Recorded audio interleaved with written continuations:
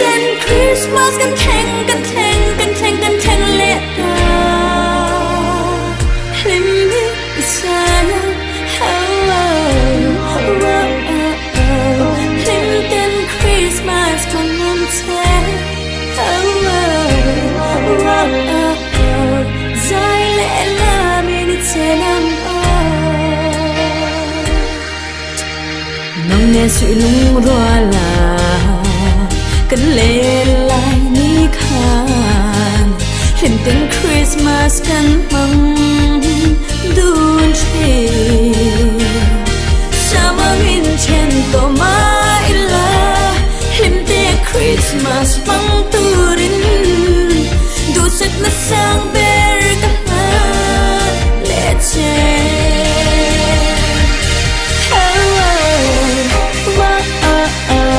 Him tên Christmas cùng nắng che dài lẽ là mình đi che nắng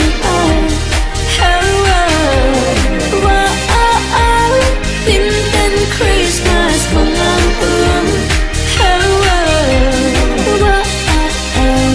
dài lẽ là mình đi che nắng cây bún nê tôn thar đi lung dum tu tông in Christmas man pui an min sam theo hin ta cả mong dun tu rin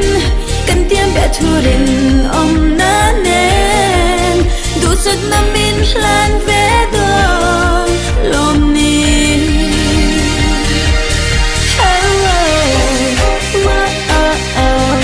Him tên Christmas cùng nắng che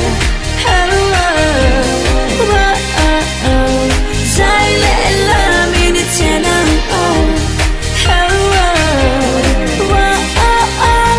Him tên Christmas cùng nắng dài lẽ là mình đi che nắng